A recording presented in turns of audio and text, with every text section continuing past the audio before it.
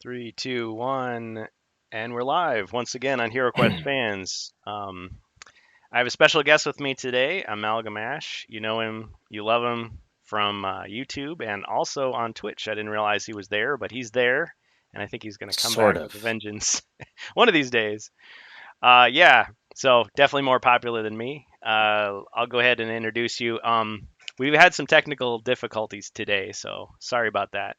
But you should be seeing him in the little window there, and you should be seeing my screen here with the board and my low budget setup. So, yeah, Amalgamash, why don't you tell us a little bit about yourself? I think I got to know you just seeing your HeroQuest videos, and then I know you do a lot of other stuff too. Well, hi. Thank you very much for the warm welcome and wonderful intro. I am Ash. I hail from the land of YouTube, Hmm. and my videos are also available on Odyssey. Not that anybody knows what that is ever, I've heard of that. but I do mixed gaming content. I basically I'm like I love fantasy and gaming, and I love empowering people to make stuff, whether they're writing fantasy, making games in game engines, or playing board games and doing homebrews. So it's kind of right now that seems to encapsulate the focus of what I like to do. So I think that'll do it. That's really awesome. Yeah, and I see a lot to admire in that. I think encouraging people in their creativity is something I do in a different way. I certainly don't do all the indie game development and so forth, but yeah, I spend a lot of time on Ye Olde Inn, and I see you posted a couple times there too, at least. A Um, couple. I really try to do yeah, more. but you I've spread spread yourself myself out. out so thin. Yeah, yeah, yeah. Yeah, It's yeah. like you got to pick where you're gonna go. Like I don't spend much time on Twitter. Some people spend tons of time on Facebook. I don't like all that. I prefer just a nice forum. But lately we've been doing a lot of stuff on Discord. And yeah, I've been encouraged to reach out to the other people who are doing HeroQuest on YouTube or on Twitch. And it's like, hey, we can do collaborations. So I've been wanting to do this for a long time. I'm really looking forward to this. And thank you for agreeing to be on here. Absolutely. It's my pleasure. Awesome, awesome. Well, I have a couple of questions I was going to ask you. Do a little mini interview before we get started Yes. playing a game together. So I'm not trying to copy Covert Nerd, but I did learn a little bit from him about doing interviews. And it's like try not to get too excited and interrupt your guest, over and over. It's like, okay, that's what I would do. I mean, he's pretty good about that, to redirect people on track. So I tend to be a talker, as you may have seen from some of my streams. I was looking at some of the HeroQuest quests that you've done, and you got them done in like 20 minutes, an hour. It's like, wow. Mine are like How? 4 hours, 6 hours, multi-part. Uh, yeah. Because I I don't edit. That's why I don't edit. well, the editing is part of it. I edit out dead space. I do a little bit of like Hmm. when I need to go reach over for something or dig around for something. Then you hear, like in my most recent 2021 Hero Quest with the four Mythic tier and Knight heroes only, I had a lot of crackling stuff out of the black plastic trays. I hadn't thrown them away yet. They hadn't Hmm. been banished to the garbage oblivion just yet. So, Hmm. like, all that's super noisy and really not fun to listen to, not for me while I'm editing. So, I don't think that would be fun for the viewers. So, I cut See. stuff like that out and setting up the furniture. Hmm. Most of that I cut out, but mostly I'm just like cognizant that my camera is running and that I don't have all the battery in the world, and it's Ah, my Android phone, so I'm just like I need to be swift. So the goal is have all the Zargon monsters attack me if they can, and run away after attacking if they can do that. hmm. And like my heroes should go after them and annihilate them so they can go back to free movement as soon as possible. But I really try not to like rush. I just try to use the time effectively. And then in between that, I'll do a little bit of RP and try to give him a little bit of life like I did. That was a lot of fun. So I want to do that a I lot enjoy more. that. I enjoy that.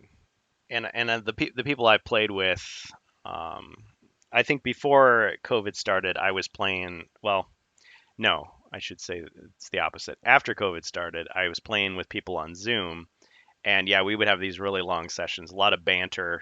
But yeah, of course, you're not editing live, so you're setting stuff up.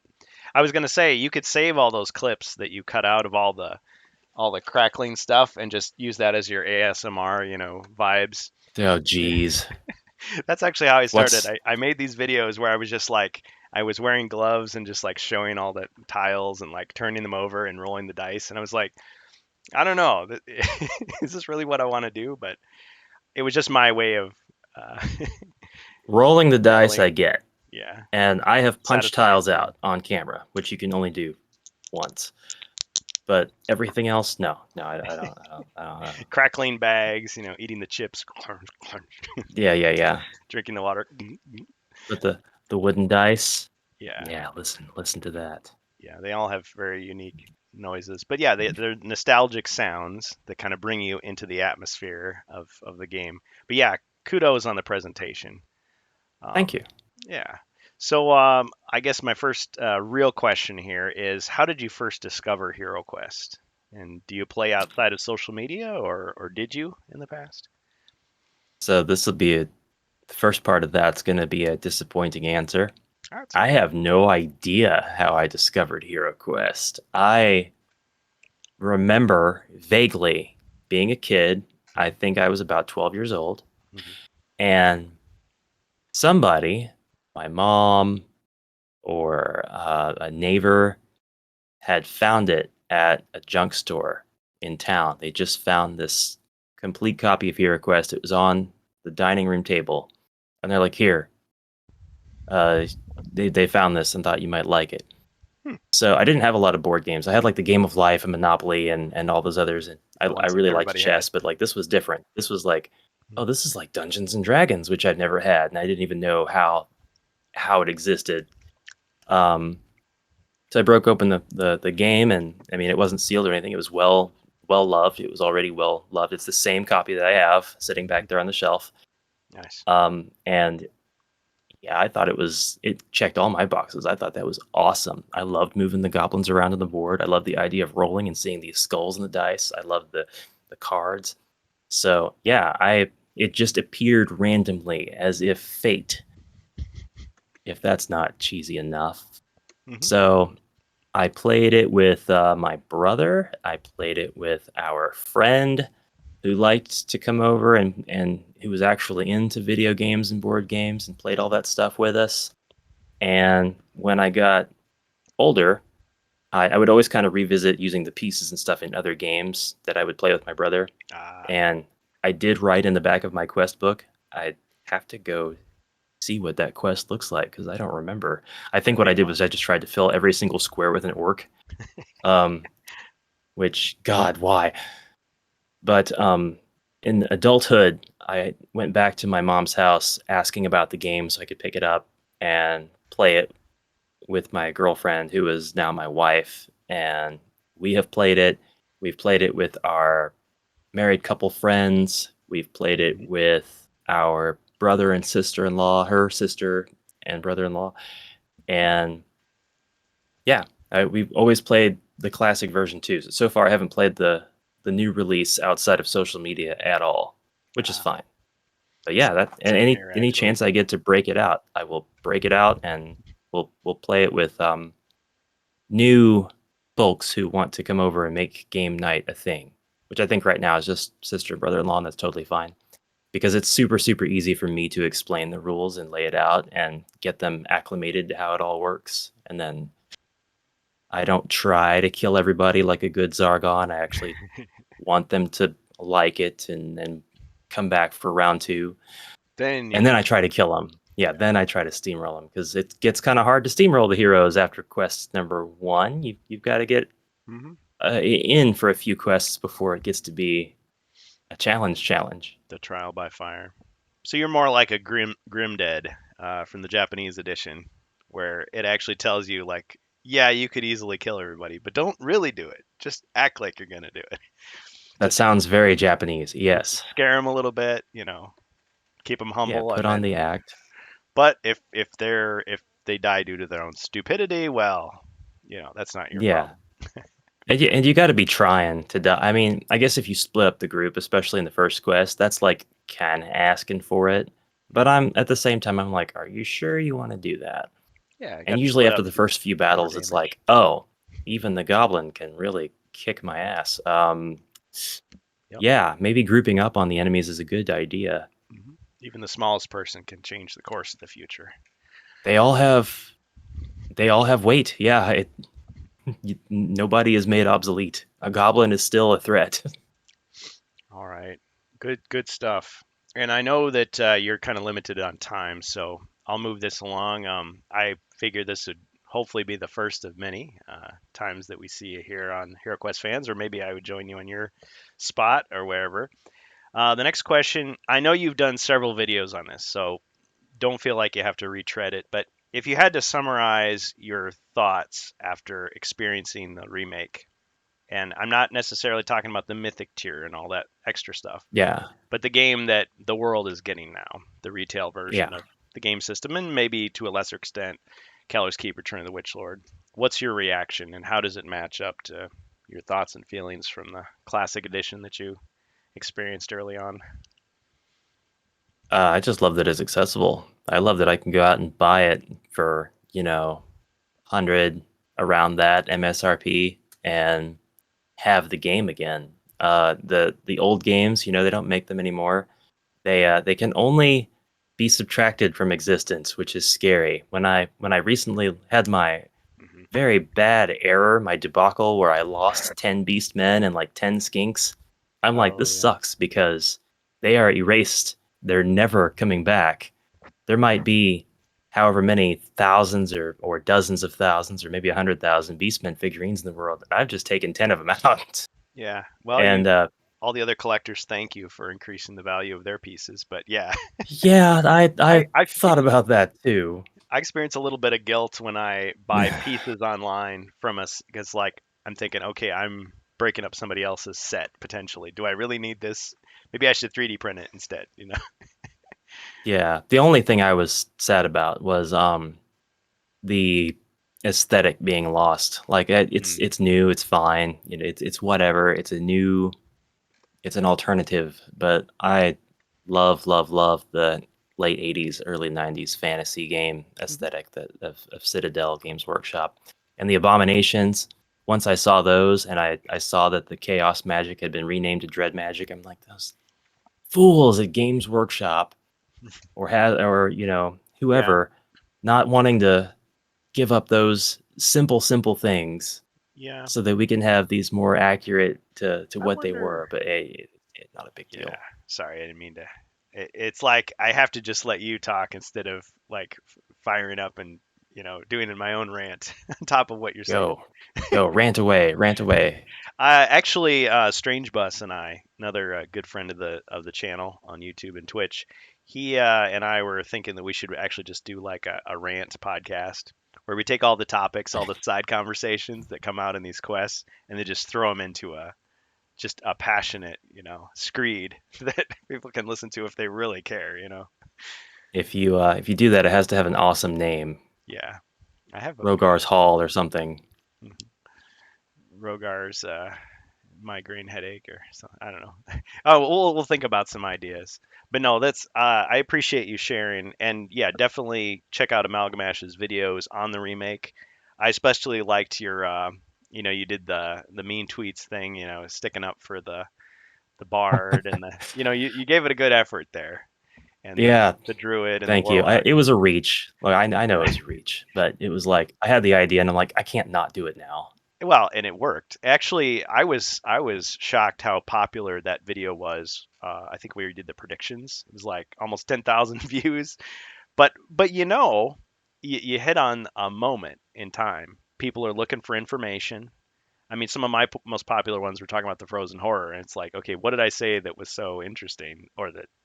But yeah, Yeah, people are looking for that information, and I think the fact is they are looking for just like what ordinary fans, people that love the material like we do, are going to say, as opposed to some canned interview, through like PulseCon or yeah, whatever. And I mean, yeah. they've been so tight-lipped about it. I guess in one sense they're saving a lot of money by throwing it to the community to do all that stuff. But on the other hand, they're missing a lot of opportunities to reel people in, with that stuff. So I don't know. It's an Maybe interesting strategy for marketing. we might be more charismatic than who they would pick Yeah, for maybe their like, hey, I can make a board game, but I can't talk on camera. Sorry. it happens. It happens a lot. It happens like Nintendo can't get a person to represent their games to save their life anymore. That's just my opinion. That's Uh, probably the meanest thing I'll say all day, but that'll go on the rant podcast. Just yeah. just save Un- your like hot button issues, and man, we could really hash it out. we gotta rip a new one. I see a question in the chat Oh, about Warhammer Quest. well, thank you for monitoring the chat there. Yeah, Warhammer Quest is not a game I was familiar with, but I know it's out there. It exists. Same. I had a hobby shop. Well, I didn't have it. It was like 45 minutes away. When I went there, I bought minis and I was blown away by all the games and I wanted this was when I was getting into HeroQuest. I'm like, I want more. I want all of this stuff. What is this? Yeah, And I remember seeing Warhammer 40K and not knowing what that meant. yeah. And I've never gotten into 40K, especially after I learned what it was. I'm like, wow, that's very expensive. But if It I had had can be. access to Warhammer Quest, I would have been all about it. But unfortunately, no, it was never accessible to me. Yeah.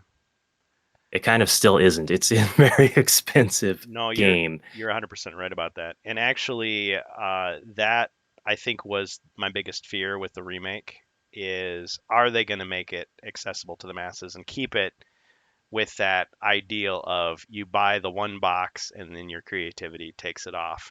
You're not required or pressured into buying all these other things that you need to paint and whatever, unless you want to, of course. Whereas from what I know of 40K, at least in the original version, Rogue Trader from '87, they told you to get your shampoo bottle out and like paint it into a hover tank and get miniatures from other, you know, game companies and just like repurpose them. And as long as the people that you're playing with agree, it's good. But now it's much more, at least the vibe I get from the fans is like, no, no, no, you've got to have the official whatever.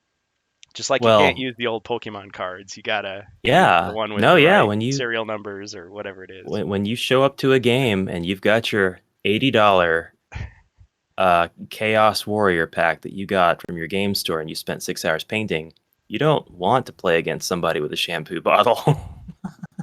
Like You want I'll them be the to shampoo bottle guy.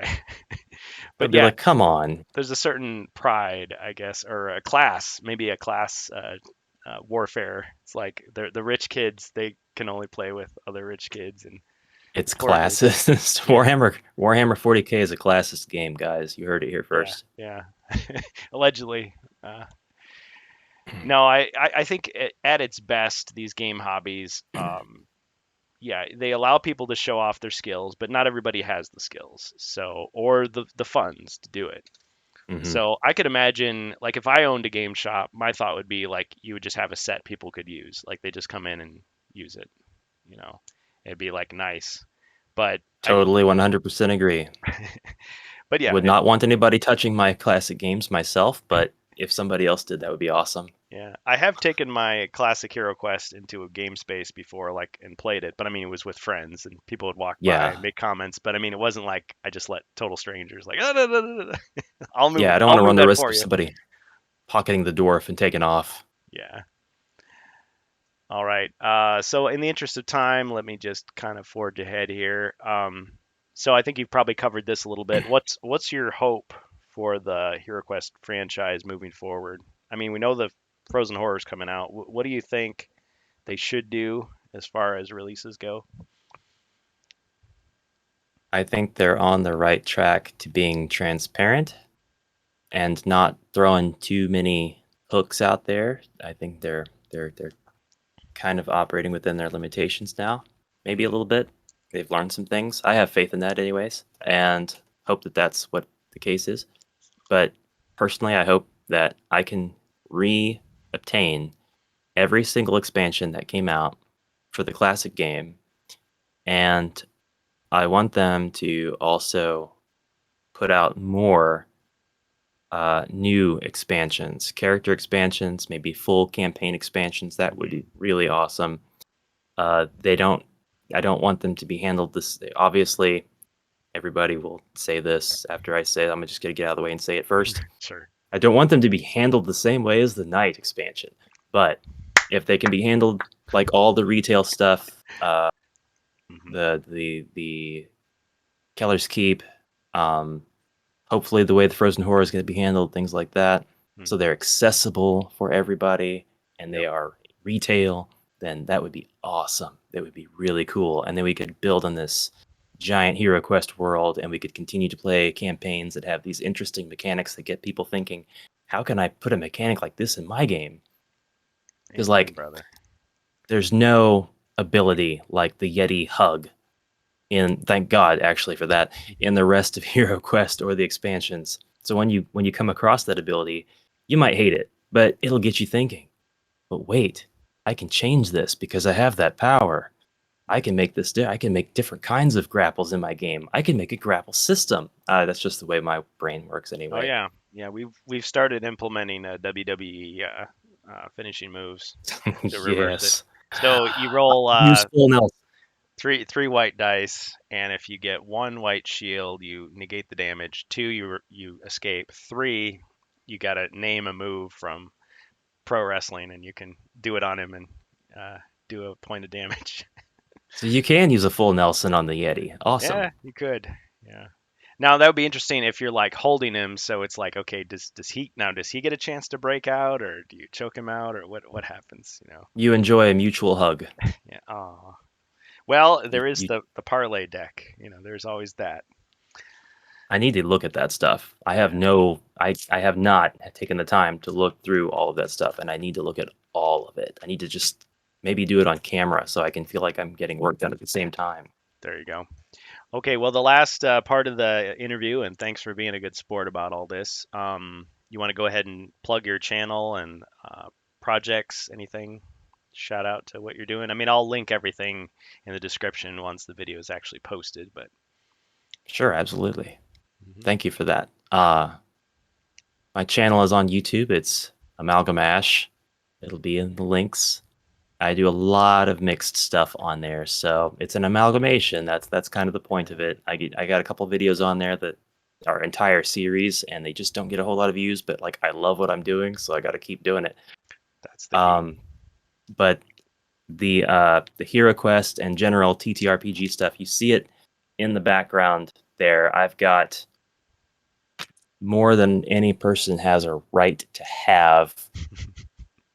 I've got. I'm gonna have to go with the lag until I know I can see it. I, Okay. I can Yeah, see quite a few Battle boxes. Masters. Oh Oop, yeah. going the wrong way. Okay. I've got Battle Masters. I've got just one Descent. I've got. I'm collecting the rest of the HeroQuest expansions now. The only ones I'm missing Wow. are the Frozen Horror and Mage in the Mirror. I've got Talisman, so much Talisman. I've got Domain. I've got Legend of Zagor, Dragon Strike, Dark World. I have to collect the other Dark World expansions, and I Wow. want these games so I can present them and remind people that they exist, and in some cases, teach Mhm. people they exist. It's just not as frequent as I would like because I have other things I devote time to. Sure.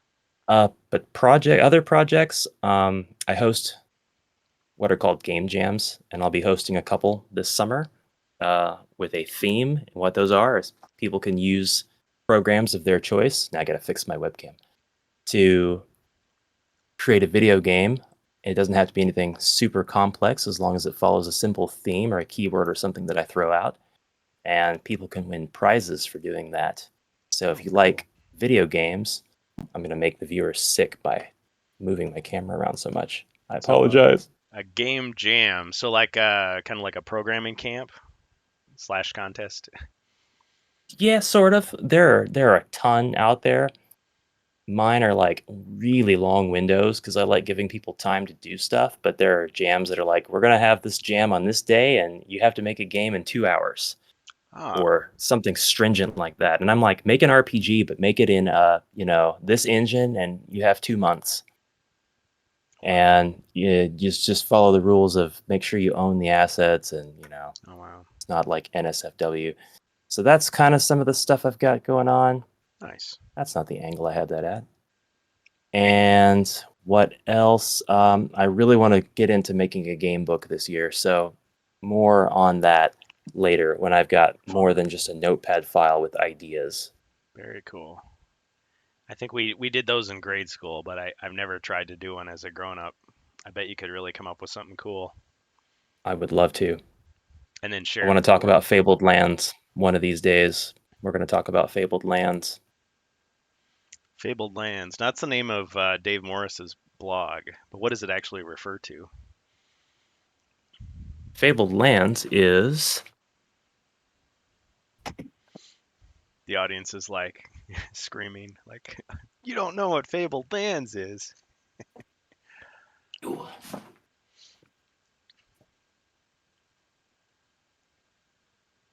a book series by Ah, Dave Morris oh, and naturally, Jamie Thompson.